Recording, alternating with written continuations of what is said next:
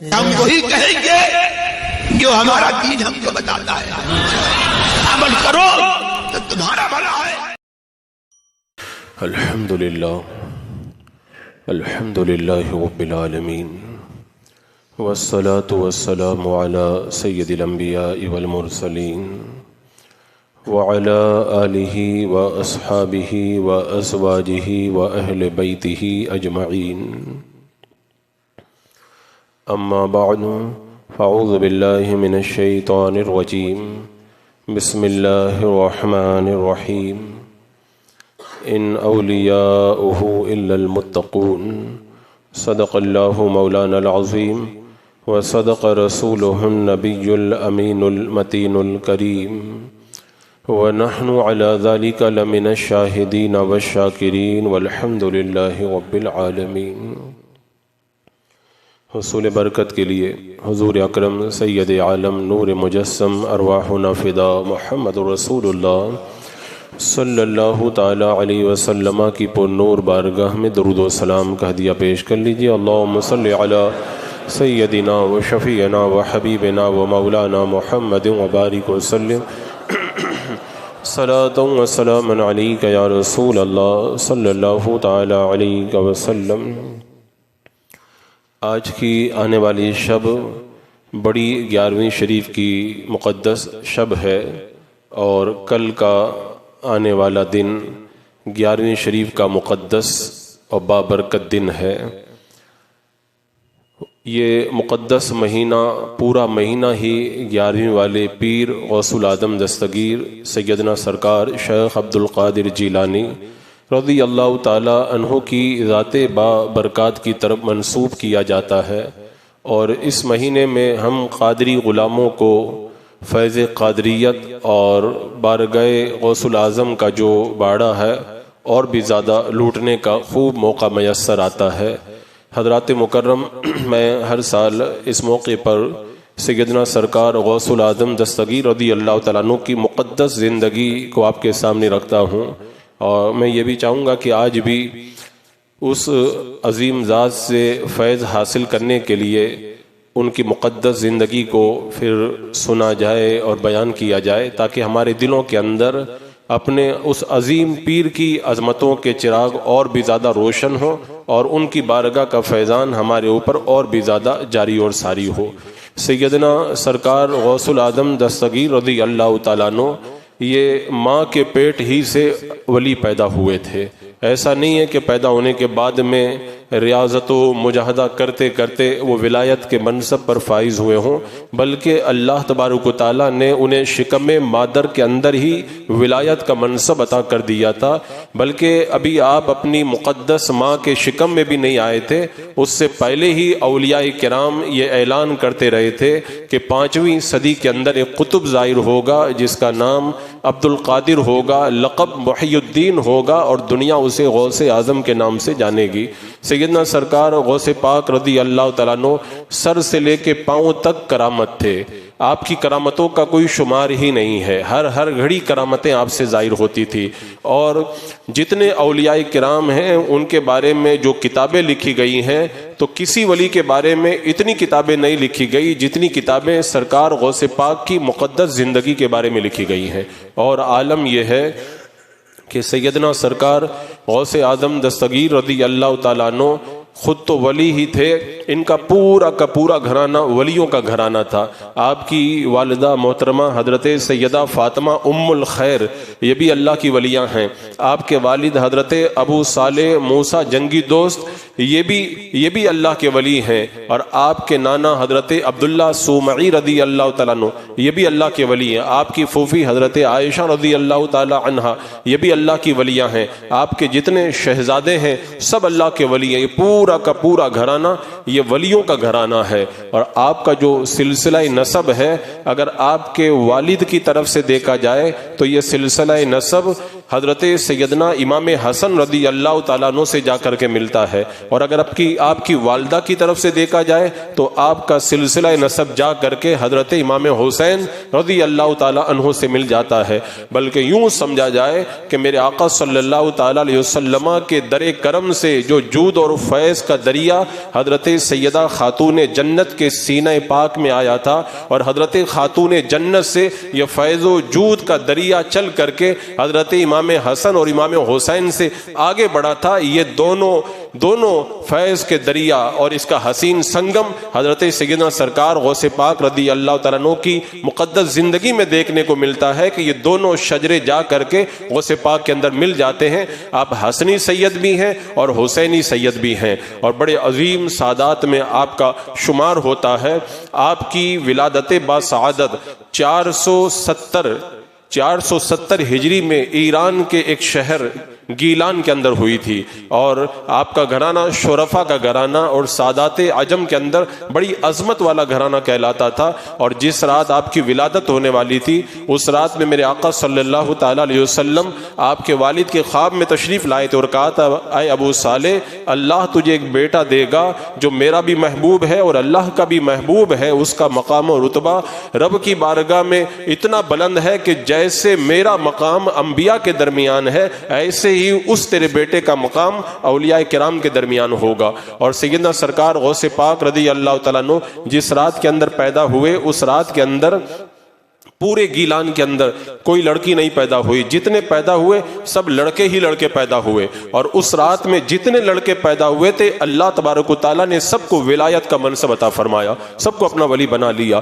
اور سرکار غوث پاک کی جو ولادت ہے وہ بھی ایک کرامت ہے، کیونکہ جس وقت سرکار غوث پاک رضی اللہ تعالیٰ عنہ پیدا ہوئے اس وقت آپ کی والدہ کی عمر 60 سال کی تھی، اور اس عمر کے اندر بچوں کی پیدائش بند ہو جاتی ہے، لیکن اس کے باوجود بھی سرکار غوث اعظم رضی اللہ تعالیٰ عنہ اپنی ماں کی 60 سالہ عمر کے اندر بھی آپ کی ولادت باسعادت ہوئی۔ اور پھر عالم یہ ہے کہ جب پیدا ہوئے رمضان کا پہلا دن تھا، پیدا ہوتے ہی شریعت پر عمل شروع کر دیا۔ بندہ جب بالغ ہو جاتا ہے تب شریعت کا حکم اس پر نافذ ہوتا ہے، لیکن سرکار غوث پاک تو ماں کے پیٹ سے ولی بن کے آئے تھے، تو پیدا ہوتے ہی شریعت پر عمل شروع کر دیا۔ دن بھر ماں کا دودھ نہیں پیا، دن بھر نہیں پیا، جب افطاری کا وقت آیا تب آپ نے دودھ نوش فرمایا۔ اور پھر جب رمضان کا مہینہ ختم ہونے کو آیا، چاند کے بارے میں لوگوں کو شبہ پڑ گیا، بدلی تھی، چاند کے بارے میں شبہ پڑ گیا، تو سرکار غوث پاک کے بارے میں یہ مشہور ہو گیا تھا کہ سادات کے گھرانے میں ایک ایسا بچہ پیدا ہوا ہے جو رمضان کے مہینے میں دن کے اندر دودھ نہیں پیتا ہے، وہ بھی روزہ رکھتا ہے۔ سرکار غوث پاک کی ماں کے پاس میں لوگ پوچھنے کے لیے آئے کہ آج چاند کے بارے میں شبہ ہے، عبد القادر نے آج دودھ پیا کہ نہیں پیا؟ ماں نے کہا نہیں پیا ہے۔ پھر بعد میں خبر آئی کہ واقعی وہ رمضان ہی کا مہینہ تھا، چاند جو ہے وہ نہیں ہوا تھا۔ یعنی آپ کو بچپن کے اندر ہی اللہ تبارک و تعالیٰ نے یہ مقام و یہ رتبہ نصیب فرما دیا تھا۔ حضرات مکرم، سرکار غوث اعظم شیخ عبد القادر جیلانی کا جو بچپن ہے وہ بچپن بھی بڑا سہانا اور بڑا پیارا بچپن ہے۔ حضور غوث پاک خود فرماتے ہیں بچپن کے اندر جب کبھی میں کھیلنے کا ارادہ کرتا تھا تو آواز آتی تھی، اے برکت والے بیٹے، اے برکت والے لڑکے ادھر آ۔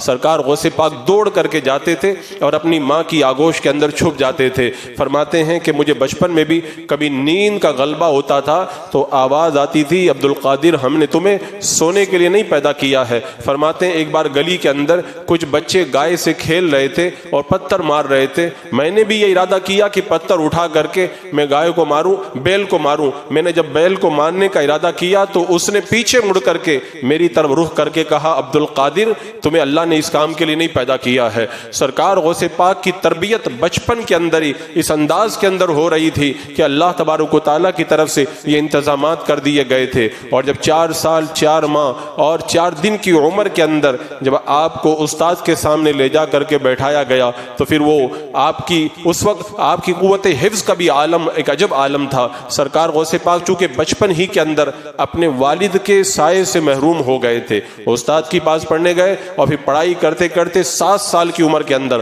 قرآن مقدس پورا آپ نے حفظ فرما لیا۔ 18 سال تک آپ گیلان کے اندر رہے اور گیلان کے اندر جتنے علماء تھے اور مشہور علماء سے آپ نے علم حاصل کیا۔ اور جب 18 سال کی عمر ہو گئی اور آپ علم حاصل کرتے کرتے تمام علماء سے فیضیاب ہو گئے، اسی زمانے کی بات ہے، ایک دن عرفہ کا دن تھا سرکار غوث اعظم رضی اللہ تعالیٰ عنہ آپ اپنے کھیت کے اندر تشریف لے گئے. جب کھیت میں گئے اور ہل کو جوتنے کا ارادہ کیا تو بیل نے پیچھے مڑ کر کے دیکھا اور کہا عبد القادر اللہ تبارک و تعالیٰ نے تمہیں اس کام کے لیے نہیں پیدا کیا ہے. حضور غوث اعظم دوڑ کر کے اپنے گھر پہ آئے اور مکان کی چھت پہ چڑھ گئے. عرفہ کا دن تھا. آپ کی نظروں سے اللہ تبارک و تعالیٰ نے سارے پردوں کو ہٹا دیا. عرفات کے میدان میں جو حجاج کرام کا مجمع تھا آپ اس مجمع کو دیکھنے لگے. آپ پر ایک عجب کیفیت طاری ہوئی. نیچے اتر کر کے آئے اور آنے کے بعد میں اپنی والدہ محترمہ سے کہتے ہیں کہ میرا دل یہ چاہتا ہے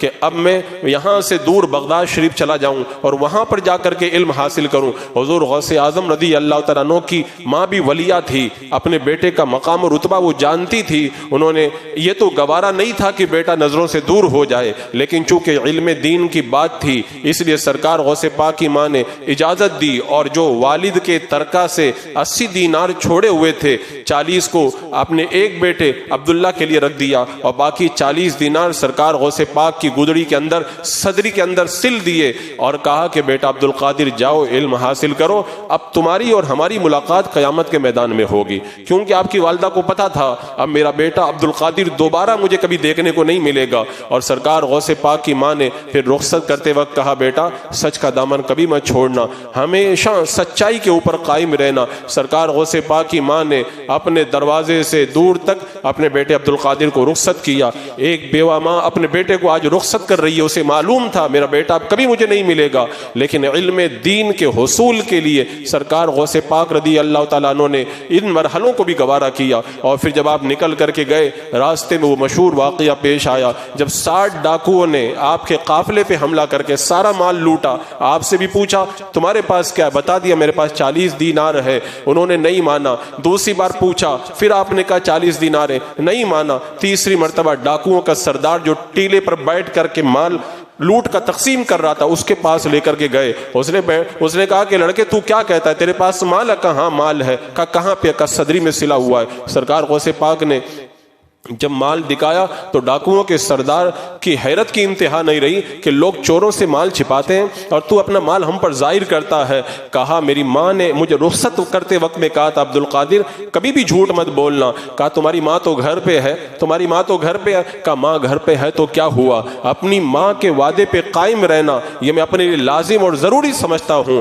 دیکھو باتیں تو کوئی بھی کر لیتا ہے لیکن ہر ایک کی زبان میں وہ تاثیر نہیں ہوتی ہے. اللہ کا ولی جب بولتا ہے تو اس کی زبان کی تاثیر ہی الگ ہوا کرتی ہے. آپ نے ایک جملہ جب کہا اللہ تبارک و تعالیٰ نے جب جھوٹ سے منع کیا, میری ماں سے میں نے وعدہ کر لیا ہے میں وعدہ خلافی نہیں کر سکتا, تو ڈاکوؤں کا سردار رونے لگا, رو کر کے کہنے لگا اپنی ماں کا وعدہ تمہیں اتنا اس کو نبھانے کے لیے تم پریشانی اٹھانے کے لیے تیار ہو, خدا سے جو وعدہ میں نے کیا تھا اس کو میں نہیں نبھاتا. کہ اپنا ہاتھ بڑھاؤ اور مجھے توبہ کرا کر کے مجھے ہمیشہ کے لیے اس برائی سے جو ہے وہ چھڑا دو. سرکار غوث پاک نے اسے توبہ کرائی. سارے ڈاکو آ کر کے کہنے لگے تو چوری میں ڈاکہ زنی میں ہمارا سردار تھا تو توبہ میں بھی تو ہمارا سردار ہے. سب نے توبہ کی. سرکار غوث پاک فرماتے ہیں یہ پہلا وہ گروہ تھا جس نے میرے ہاتھ پہ توبہ کی اور توبہ کر کے وہ ولایت کے منصب کے اوپر فائز ہوئے. سرکار غوث پاک 18 سال کی عمر میں گیلان سے نکل بغداد گئے ہیں. آپ کی عمر شریف اس وقت 18 سال تھی اور سن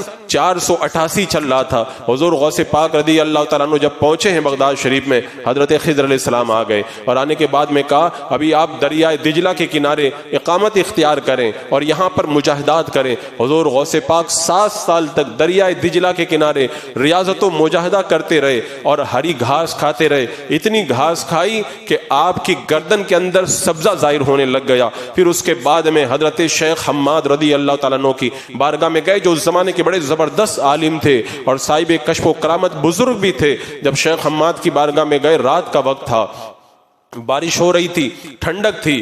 جا کر کے جب دیکھا کہ خانقاہ کا دروازہ بند ہو گیا, رات بھر انتظار کیا. صبح کے وقت میں جب دروازہ کھلا اور دروازہ کھلنے کے بعد میں شیخ حماد نے حضور غوث پاک کو دیکھا تو سینے سے لگایا اور رو کر کے کہا عبد القادر فقر و تصوف کا جو خزانہ آج ہمارے پاس ہے کل تمہارے پاس میں وہ خزانہ آنے والا ہے, عادل کرنا. اب حضور سرکار غوث پاک رضی اللہ تعالیٰ عنہ وہیں پر مدرسہ نظامیہ میں رہ کر کے علم حاصل کرنے لگے.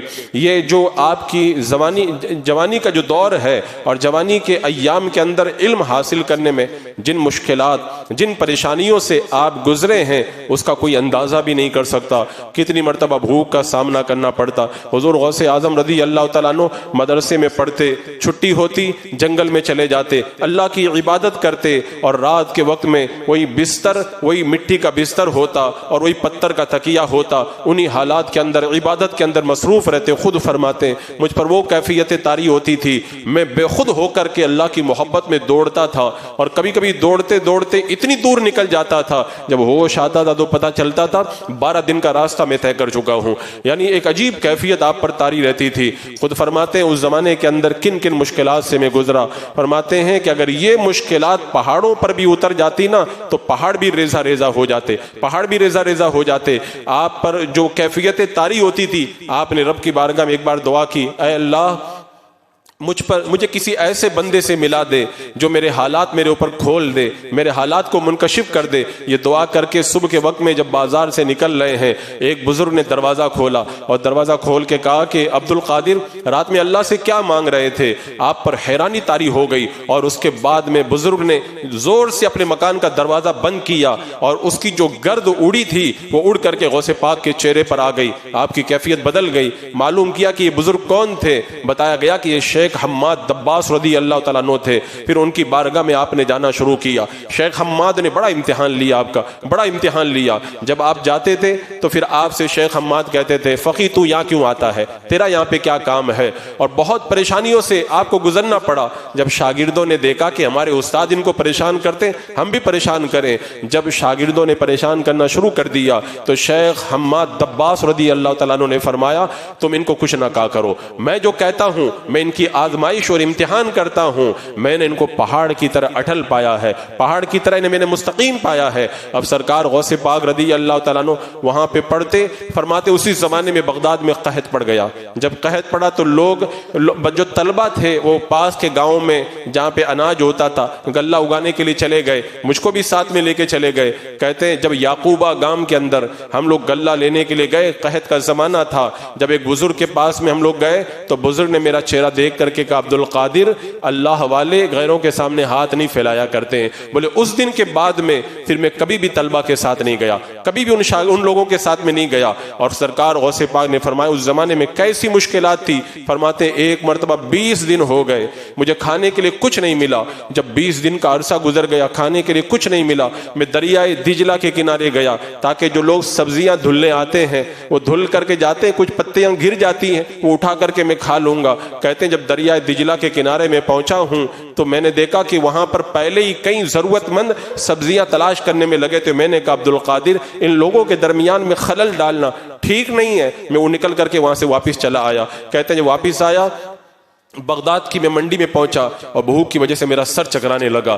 پاس ہی میں ایک مسجد تھی. فرماتے میں مسجد کے اندر چلا گیا اور مسجد میں جا کر کے بیٹھا. ایک بندہ آیا میرے سامنے آ کر کے بیٹھ گیا اور بیٹھ کر کے اس نے اپنا کھانا کھولا. اور جب کھانا کھانے لگا بھوک سے ایسی کیفیت تھی جب وہ لقمہ اٹھا کر کے اپنے منہ میں رکھتا تھا بھوک کی وجہ سے میرا منہ کھل جاتا تھا. اس نے مجھ کو دیکھا تو بلایا اور بلا کر کے کہا آپ بھی کھائیے. اور باتوں باتوں میں مجھ سے وہ کہنے لگا کہ آپ کہاں کے رہنے والے؟ میں نے کہا کہ میں گیلان کا. کہا تمہارا نام؟ کہا میرا نام عبد القادر. تو اس نے اپنے سر پہ ہاتھ رکھ لیا, کہنے لگا یہ کھانا تو آپ ہی کا ہے. جب میں آ رہا تھا گیلان سے بغداد آپ کی ماں نے 8 دینار بھیجے تھے کہ میرا بیٹا عبد القادر بغداد میں پڑھ رہا ہے, یہ میرے بیٹے کو لے جا کر کے دے دینا. میں نے تمہیں تلاش کیا, تلاش کے اندر میرا توشہ ختم ہو گیا. آج آپ ہی کے پیسوں سے میں کھانا خرید کے لایا ہوں. سرکار غوث پاک نے فرمایا کہ آپ بھی کھاؤ. اب وہ کہنے لگا کہ آپ میرے مہمان نہیں, میں آپ کا مہمان ہوں. پھر حضور غوث پاک نے ان پیسوں میں سے بھی ان کو کچھ دیا اور باقی پیسہ لے کر کے گئے اور لے جا کر کے کھانا خریدا. اور جتنے لوگ دریائے دجلہ کے کنارے بھوکے تھے سب کو ساتھ میں بلا کر کے کہا آؤ آؤ بیٹھ کر کے ہمارے ساتھ میں کھانا کھاؤ. لوگوں نے کہا کہاں سے پیسہ؟ کہا میری ماں نے میرے لیے گیلان سے یہ پیسہ بھیجا ہے. حضور غوث پاک رضی اللہ تعالیٰ عنہ اپنے زمانہ طالب علمی کی جن مشکلات کو بیان کرتے ہیں, فرماتے ایک مرتبہ جنگل میں بیٹھ کر کے عبادت کر رہا تھا, تبھی آواز آئی کہ عبد القادر تم فلاں دکان سے روزانہ سامان لے لیا کرو، ہم جو ہے تمہارا پیسہ ادا کروائیں گے۔ فرماتے ہیں میں ضرورت کے مطابق کھانا لے لیتا تھا، کئی دن گزر گئے، میرے دل میں یہ خیال آیا کہ پیسہ میں کہاں سے ادا کروں گا؟ آواز آتی عبد القادر فلاں جگہ جاؤ، وہاں پہ سونے کا ٹکڑا تمہیں ملے گا، لے جا کر کے اپنا قرض ادا کر دو۔ حضور غوث پاک فرماتے ہیں میں گیا اور میں نے وہ سونے کا ٹکڑا لیا اور جا کر کے اپنا قرض ادا کر دیا۔ اسی طرح فرماتے ایک مرتبہ میں کئی دن سے بھوکا تھا، میں چلا گیا کسرا کے کھنڈرات کے اندر تاکہ وہاں پہ کچھ کھانے کو مل جائے۔ جب کسرا کے کھنڈرات میں پہنچا تو وہاں پہ 40 اللہ کے ولی پہلے ہی سے کھانے کی چیزیں تلاش کر رہے تھے،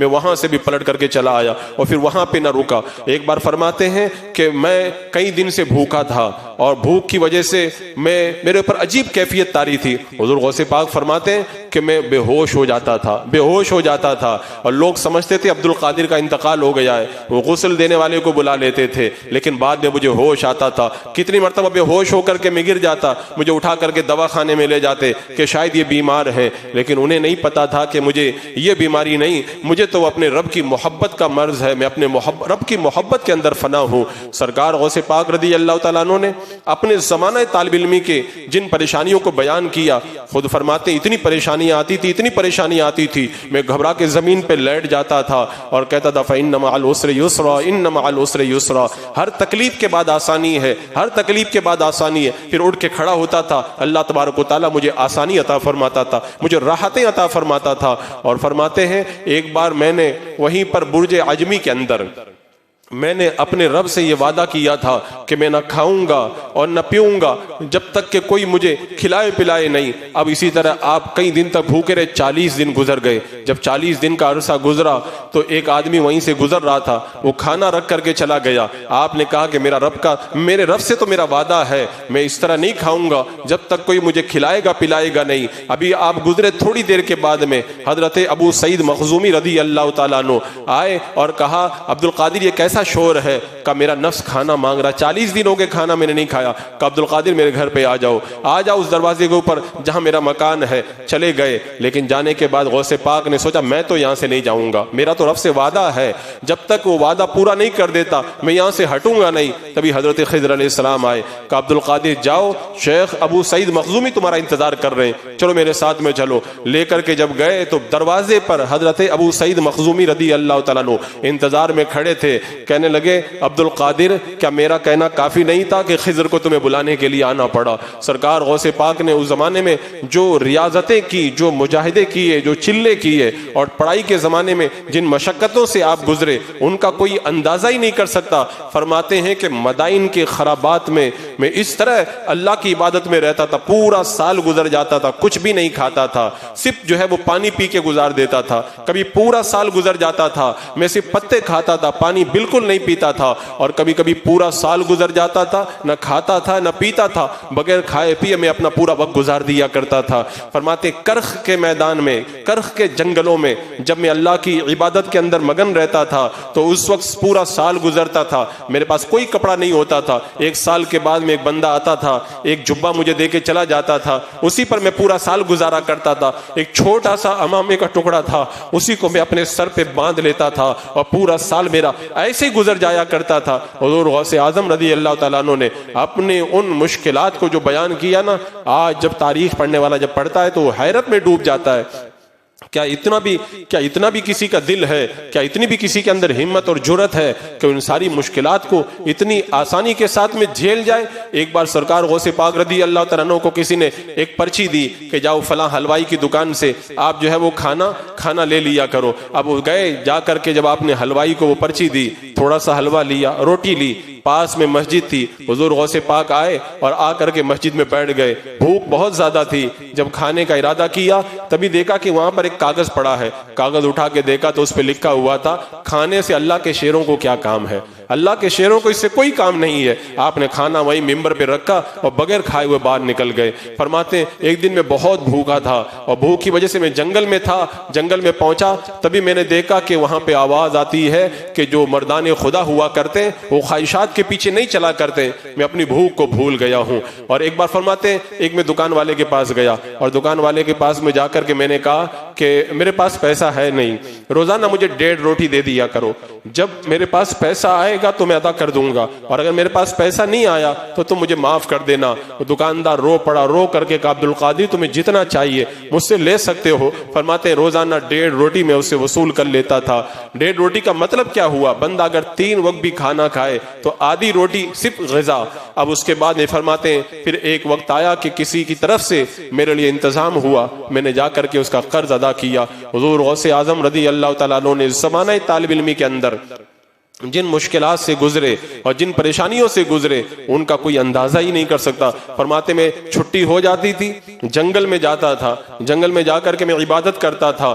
بغداد کے جنگلوں میں حضور غوث پاک رضی اللہ تعالیٰ 25 سال تک اللہ کی عبادت کی، 40 سال تک عشاء کے وضو سے فجر کی نماز ادا کی، اور 12 سال تک ایک برج کے اندر بیٹھ کر کے اللہ کی عبادت کرتے رہے۔ 15 سال تک روزانہ رات کے اندر پورا قرآن مقدس ختم فرمایا۔ فرماتے میں برج کے اندر تھا، اور وہیں برج کے اندر ایک مرتبہ میں سیڑھی پہ چڑھ رہا تھا، اور چڑھتے چڑھتے اچانک میرے دل نے کہا کہ عبد القادر سردی بہت ہے، سو جاؤ۔ میں نے کہا میں نفس کی بات تو نہیں مانوں گا۔ میں وہیں پہ سیڑھی پہ کھڑا ہو گیا اور میں نے پورا قرآن اسی سیڑھی پر کھڑے ہو کر کے ختم فرمایا ہے۔ حضور غوث پاک ان راہوں سے گزرے، ان مجاہدوں سے گزرے، اور ایسا نہیں کہ بڑی آسانیاں فراہم تھی، ان مشکلات کے ساتھ میں شیاطین کے حملے ہوتے تھے، نفس کی پریشانی تھی۔ کہتے نفس کبھی مجھ سے کہتا تھا عبد القادر تم جو کہو گے وہ کروں گا، اور کبھی کبھی نفس مجھ سے لڑتا تھا۔ سرکار غوث پاک فرماتے میں نے اپنے نفس کو پکڑ کر کے دبا دیا، میرے نفس کی یہ مجال نہیں تھی کہ میرے سامنے کچھ کر سکے۔ حضرت شیخ حریمی نے پوچھا بچپن میں آپ کا کیا حال تھا؟ کہا نہ بچپن میں نہ جوانی میں کبھی میرا نفس میرے اوپر غالب ہی نہیں آ سکا، اور شیطانوں کا تو یہ عالم تھا۔ حضور غوث پاک فرماتے ہیں بغداد کے جنگلوں میں جب میں عبادت کرتا تھا شیطانوں کے ٹولے آتے تھے، کبھی آگ لے کر کے آتے تھے، عبد القادر تم یہاں سے چلے جاؤ، اور کبھی جو ہے وہ طرح طرح کے ہتھیاروں کے ساتھ آتے تھے کہ عبد القادر تم یہاں سے اڑ کے چلے جاؤ، ہم تمہارا یہ کر دیں گے وہ کر دیں گے۔ حضور غوث پاک فرماتے ہیں میں جب ہاتھ اٹھاتا تھا وہ سب بھاگتے ہوئے نظر آتے تھے۔ فرماتے تھے کہ اس وقت شیاطین مجھے طرح طرح کی دھمکیاں دیا کرتے تھے۔ فرماتے ایک مرتبہ ابلیس آیا، اور ابلیس آ کر کے اپنے ساتھ میں وہ ہتھیار لے کر کے آیا اور مجھے ڈرانے لگا عبد القادر یہاں سے چلے جاؤ۔ غیب سے ایک ہاتھ نمودار ہوا، وہ زمین کے اندر دھس گیا۔ فرماتے تھوڑی دیر کے بعد میں پھر وہ آیا، کہنے لگا کہ میں عاجز آ گیا ہوں، اب میں آپ کی خدمت میں رہوں گا۔ فرمایا میرا تجھ سے کوئی تعلق نہیں ہے۔ کہنے وہ دور جا کر کے بیٹھ گیا اور ٹیلے پر بیٹھ کر کے رونے لگا، کہنے لگا عبد القادر تم نے تو مجھے تھکا دیا۔ حضور غوث پاک فرماتے ہیں میں تیرے فریب کے اندر آنے والا نہیں ہوں۔ کیسے اور کن راہوں سے سرکار غوث پاک رضی اللہ تعالیٰ عنہ ان جنگل کی زندگی کے اندر گزرے ہیں اس کا کوئی اندازہ کیا کر سکتا ہے۔ حضور غوث اعظم رضی اللہ تعالیٰ عنہ خود فرماتے رات ہوتی تھی میں نماز کے لیے کھڑا ہو جاتا تھا، میرا ہاتھ دیوار کے اندر ایسے گڑا رہتا تھا جیسے کیل گڑی رہتی ہے، اور میں مصروف عبادت رہا کرتا تھا۔ حضور غوث پاک نے وہ مجاہدے کیے، وہ چلے کیے، اور اس طرح ریاضت کر کے اپنے مولا کا قرب پایا۔ زمانہ طالب علمی تو آپ نے اس انداز کے اندر گزارا، اور پھر اس کے بعد میں جب پیر کی ضرورت پڑی حضرت ابو سعید مخزومی رضی اللہ تعالیٰ عنہ کے در دولت پر حاضر ہوئے۔ فرماتے حضرت ابو سعید مخزومی رضی اللہ تعالیٰ عنہ نے چند لقمے اپنے ہاتھ سے بنائے، اور اپنے ہاتھ سے لقمے بنا کر کے میرے منہ میں رکھے۔ کہتے ہیں جو بھی لقمہ وہ بنا کر کے میرے منہ میں رکھتے تھے جب وہ میرے حلق کے نیچے اترتا تھا تو ایسا لگتا تھا جیسے میرے شکم میں نور بھر گیا ہے۔ پھر ایک خرقہ لیا، کہا یہ وہ خرقہ ہے جو اللہ کے رسول علیہ السلام نے حضرت مولا علی کو دیا تھا اور ہم تک پہنچا ہے۔ حضرت غوث پاک کو حضرت ابو سعید مخزومی نے جب وہ خرقہ پہنایا تو ایسا لگا جیسے انوار و تجلیات کی بارشیں نازل ہونے لگ گئی ہیں۔ اور اس کے بعد میں حضرت ابو سعید مخزومی رضی اللہ تعالیٰ عنہ نے فرمایا میرا یہ مدرسہ آج سے تمہارے لیے ہے، تم اس مدرسے میں پڑھایا کرو۔ حضور غوث پاک رضی اللہ تعالیٰ عنہ حضرت ابو سعید مخزومی کے مدرسے میں جب پڑھانے کے لیے بیٹھے ہیں، اللہ اکبر، پھر تو وہ طلبہ کا ہجوم ہونے لگا، مدرسہ چھوٹا پڑ گیا۔ مدرسے کی جب توسیع کی بات آئی بڑے بڑے عمراء وزراء نے اس کے اندر حصہ لیا، مدرسہ قادریہ بڑی شان کے ساتھ میں تیار ہونے لگا۔ حضور غوث پاک نے 33 سال تک اس دارالعلوم میں بیٹھ کر کے پڑھایا۔ ہر سال آپ کے دارالعلوم قادریہ سے قریب 3000 علماء فارغ ہوا کرتے تھے، یعنی 1 لاکھ سے زیادہ علماء نے آپ کے در دولت سے فیض پایا۔ یہ تو مدرسے کی تعداد ہے، اور باقی جو الگ لاکھوں کی تعداد میں جنہوں نے فیض اٹھایا ان کا تو کوئی شمار ہی نہیں ہے۔ اور پھر سرکار غوث پاک رضی اللہ تعالیٰ عنہ اب تک تو طلبہ کو سیراب کر رہے تھے، اب عوام کو بھی سیراب کرنا تھا۔ آپ نے اپنی خانقاہ کے اندر واز کا آغاز کیا۔ حضور غوث پاک رضی اللہ تعالیٰ نے جب خطاب شروع کیا تو خطاب کا عالم کیا ہوا؟ اللہ اکبر کبیرہ! اتنا مجمع ہوتا تھا، کبھی کبھی 70 ہزار لوگ اس مجمع کے اندر اکٹھا ہو جاتے، مدرسہ بھر جاتا، گلیاں فل ہو جاتی، بار فصیلوں پہ لوگ چڑھ کر کے بیٹھ جاتے، اور پھر میدان کے اندر آپ کا خطاب ہونے لگا۔ اور پھر عالم یہ تھا کہ لوگ رات میں چراغ لے کر کے جاتے تھے اور نشان لگا کر کے آتے تھے، نشان لگا کر کے آتے تھے کہ یہاں پر کل میں آ کر کے بیٹھوں گا، نشان رکھ کر کے آ جاتے تھے۔ لوگ سواریوں پہ آتے تھے، سوار ہو کر کے آتے تھے غوث پاک کا خطاب سننے کے لیے۔ اور حضور سیدنا سرکار غوث پاک رضی اللہ تعالیٰ عنہ جب منبر پر بیٹھتے تھے الحمدللہ کہتے تھے، سناٹا چھا جاتا تھا، اور پھر الحمدللہ فرماتے تھے۔ پوری روئے زمین پہ جو اولیاء کرام ہیں روحانی طور پر پرواز کر کے بارگاہ غوث اعظم میں حاضر ہونا شروع ہو جاتے تھے۔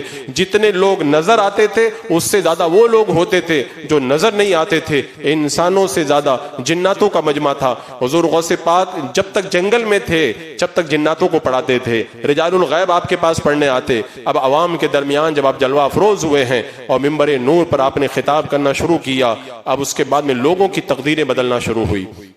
جب بغداد کے حالات خراب ہوئے تھے غوث پاک نے ارادہ کیا تھا کہ میں بغداد چھوڑ کے چلا جاؤں۔ آپ نے قرآن مقدس ہاتھ میں لیا اور باب حلبہ کی طرف جنگل کی طرف روانہ ہونے لگے۔ کسی نے دھکا دیا، گر گئے۔ آواز آئی، عبد القادر کہاں کا ارادہ ہے؟ کہا میں جنگل میں جا کے رب کی عبادت کروں گا۔ کہا عبد القادر تمہیں جنگل میں رہنے کے لیے نہیں پیدا کیا، تمہیں لوگوں کی ہدایت کے لیے پیدا کیا گیا ہے۔ پھر سرکار غوث پاک نے جب مجمع سجایا ہے اس کے اندر 40 علماء قلم اور دوات لے کر کے بیٹھتے تھے، غوث پاک کی تقریروں کو لکھا کرتے تھے۔ آج بھی وہ تقریریں چھپی ہوئی موجود ہیں، ان تقریروں کو پڑھیں۔ خیر وہ تقریریں عام کے تو سمجھ سے بہت دور ہیں، عوام کی سمجھ سے تو بہت دور ہیں، اس لیے کہ معرفت اور طریقت کے جو راز اور رموز اور جو اسرار غوث پاک نے بیان کیے، بہت سارے علماء کی عقلیں بھی ان کو سمجھنے سے قاصر ہو جاتی ہیں۔ اب سرکار غوث پاک جب تقریر کرتے تھے قال اللہ قال رسول اللہ، لوگ غور سے سنتے تھے، اور اس کے بعد میں جب آپ فرماتے تھے قال ہو چکا ہے اب حال کی طرف آؤ، تو مجمع میں ایک ہنگامہ بپا ہو جاتا تھا۔ کوئی اپنے کپڑے پھاڑ کے جنگل کی طرف نکل جاتا، کتنے لوگ انتقال کر جاتے۔ ہر تقریر کے بعد میں کتنے جنازے پڑے جاتے تھے۔ کبھی کبھی ایسا ہوتا تھا تقریر ختم ہوتی تھی، آپ کی تقریر سن کر اتنے لوگ انتقال کر جاتے تھے، 70 لوگوں کا جنازہ پڑھنا پڑتا تھا۔ کوئی محفل ایسی نہیں تھی جس کے اندر لوگ توبہ نہ کرتے ہوں۔ خود فرماتے ہیں 5000 کفار و مشرکین، یہود و نصارہ، مجوسیوں نے میرے ہاتھ پہ جو ہے وہ کلمہ پڑھ کے اسلام قبول کیا۔ 1 لاکھ سے زیادہ چور، ڈاکو، زانی، شرابیوں نے توبہ کی۔ یہ تو ابتدا کا حال ہے۔ بعد میں علماء نے فرمایا پورا بغداد آپ کے ہاتھوں پہ توبہ کر کے اللہ کی بارگاہ تک پہنچا ہے۔ اور پھر آپ کے مجمع کی جو ایک شان تھی وہ الگ ہی شان تھی۔ اس کے اندر کون کون سی عظیم ہستیاں اس کے اندر جلوہ افروز ہوتی تھی، یہاں تک کہ کتنے لوگ حاضر ہوتے اور حاضر ہو کر کے آپ کے دامن سے وابستہ ہوتے، اور کتنے لوگ ایمان کے ساتھ میں وابستہ ہو کر کے کفر و شرک کو ترک کر دیتے تھے۔ اور حضور غوث پاک رضی اللہ تعالیٰ عنہ پھر آپ کی وہ جو شفقتیں ہوا کرتی تھی ان کا عالم ہی الگ ہوا کرتا تھا۔ فرمایا کرتے تھے، آپ سے پوچھا گیا حضور کچھ لوگ وہ ہیں جو آپ سے بیعت نہیں ہوئے، آپ سے خرقہ نہیں پہنا، تو ان کے بارے میں آپ کیا فرماتے ہیں؟ فرمایا قیامت تک جو بھی اپنے آپ کو میری طرف منسوب کرتا ہے وہ میرا قادری غلام ہے۔ فرماتے میرا مرید بغیر توبہ کے نہیں مر سکتا۔ فرمایا جس طریقے سے آسمان زمین پہ سایہ فیگن ہے ایسے ہی میرا دست، میرا ہاتھ یہ اپنے مریدوں کے اوپر سایہ فیگن ہے۔ قیامت میں اس وقت تک قدم نہیں ہٹاؤں گا جب تک کہ اپنے مریدوں کو جنت میں نہ لے کر کے جاؤں۔ میں نے داروغہ جہنم سے پوچھا میرا کوئی مرید تیرے اندر ہے؟ داروغہ جہنم نے کہا آپ کا کوئی مرید میرے اندر نہیں ہے۔ فرماتے مجھے دفتر دیا گیا جو دور تک پھیلا ہوا تھا، اس کے اندر نام ہزاروں کی تعداد میں نام بھرے ہوئے تھے۔ میں نے پوچھا یہ کون ہے؟ مجھ سے کہا گیا عبد القادر یہ سب آپ کے غلام ہیں، آپ کے صدقے میں اللہ نے ان تمام کو بخش دیا ہے۔ حضور غوث پاک فرماتے اگر کوئی میرے مدرسے کے پاس سے بھی گزر جائے گا اس کے اوپر بھی اللہ عذاب کو ہلکا کر دے گا۔ ایک شخص آیا غوث پاک کی بارگاہ میں، کہنے لگا کہ میرے والد بہت تکلیف تکلیف میں ہیں, رات کو خواب میں دیکھا تھا وہ عذاب میں گرفتار ہیں, آپ سے دعا کی درخواست کر رہے ہیں. کہا تیرا والد کبھی میرے مدرسے کے پاس سے گزرا ہے؟ کہا حضور گزرے ہیں. پھر دوسرے دن آ کر کے کہنے لگا حضور آج میں نے اپنے والد کو خواب میں دیکھا, آپ کے مدرسے کے پاس سے گزرے, اللہ نے آپ کے صدقے میں انہیں بخش دیا اور انہیں جنتی جوڑا عطا فرمایا ہے. آج میرے والد صاحب کو باقی کافی خوش دیکھا ہے. ایک بار کچھ لوگوں نے آ کے غوث پاک سے کہا حضور قبرستان میں ایک قبر ہے, اس سے چلانے کی چیخنے کی آوازیں آتی ہیں. حضور غوث پاک نے فرمایا میرا مرید تھا؟ کہا حضور پتہ نہیں. کیا میرے مدرسے کے پاس سے گزرا تھا؟ کہا حضور پتہ نہیں. حضور غوث اعظم رضی اللہ تعالیٰ عنہ نے اپنے سر پاک کو جھکا لیا اور اس کے بعد میں سر اٹھا کر کے کہا فرشتے مجھ سے کہہ رہے ہیں وہ آپ سے محبت کرتا تھا, آپ سے حسن ظن رکھتا تھا, اللہ نے اس کی مغفرت فرما دی ہے. اس کے بعد میں کبھی اس کی قبر سے چلانے کی آواز نہیں آئی. حضرت شیخ عبد الجبار رضی اللہ تعالیٰ عنہ کہتے ہیں میری ماں جب اندھیرے میں جاتی تھی تو اندھیرے میں اجالا ہو جاتا تھا, تو میری ماں سمجھ رہی تھی کہ یہ تو نور ہے. ایک بار حضور غوث پاک جب گئے, یہ شیخ عبد الجبار غوث پاک کے بیٹے ہیں, غوث پاک کے بیٹے ہیں, جب اپنی اہلیہ کے کمرے میں گئے اجالا دیکھا, غوث پاک داخل ہوئے, اندھیرا چھا گیا. اس کے بعد میں کہا کہ یہ نور نہیں تھا, یہ شیطانی روشنی تھی. اس کے بعد میں اپنی طرف سے آپ نے سورج سے بھی زیادہ چمکدار اجالا ان کو نصیب کیا, اور اس کے بعد میں فرمایا جو اپنے آپ کو میری طرف منسوب کرتا ہے اس کے ساتھ میں ایسا ہی کرتا ہوں, یعنی شیطان کو اس کے قریب نہیں آنے دیتا ہوں, اس کی حفاظت کا سامان میں کیا کرتا ہوں. حضور غوث پاک پڑھاتے تھے,